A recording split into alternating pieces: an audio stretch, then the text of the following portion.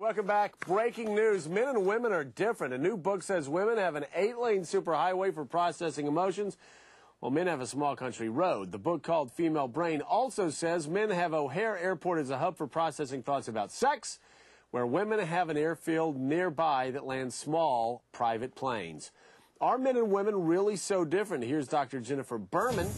She's a relationship therapist. We have April Beyer, who's a matchmaker. April, let me begin with you. Are men and women really so different? Hi, Joe. Yes, they are, and thank God. I do think we're different, and it's wonderful. I just find that in my life, there's just too many women that are trying to bridge the gap of our differences by becoming more like men, which is the exact opposite of what we all should be doing. But isn't that politically incorrect? That sounds like it sounds like we're going back to the 1950s, where all men think about is sex and women couldn't care less.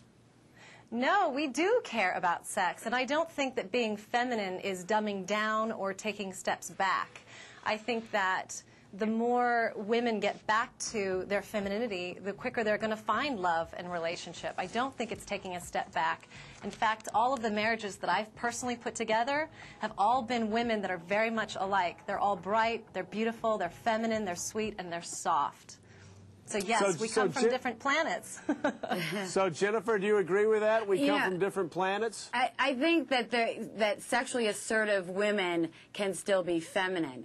And the point is that there are definitely gender-scripted differences in how men and women relate socially, sexually, intellectual capacity differences. So we've known that for some time. What's really interesting and what's highlighted in this book is that now we understand anatomically and why these changes and differences occur, what the areas of the brain are that are involved with empathy, and there are differences that exist.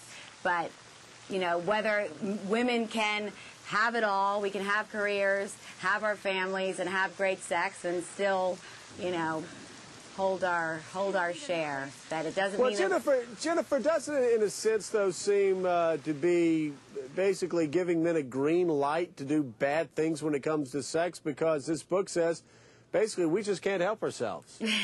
No, what it's doing is saying that, I mean, men are traditionally goal-oriented and focused, which allows them to focus on the task at hand, be it having sex. Women, the gatherers or multitaskers, are thinking about the kids, thinking about the work, thinking about the house, thinking about a whole variety of different things, and it's more difficult for us to focus. One's not better than the other. We're just different, and understanding these differences and why is important. Just different. And April, I take it that you agree with that. And do you think that, again, you celebrate these differences, right? I do. Of course I do. I just think that, you know, when I sit down and I interview men and women, I have found that men are way more romantic than we women are. People will balk at that and say, no way. We love to be romanced, but when men are way more romantic, and when men sit down with me, they're asking for things that are more about the soul of a woman rather than her portfolio. Well, maybe those are men. Those are men going to matchmakers. The regular men out there, I mean, saying that all men are romantic. All of these things, behaviors and qualities and personalities, are individually defined. All right. And of course, though, we are very, very different. Thank you, Jennifer Berman. Thank you, April Beyer. It's so funny, though.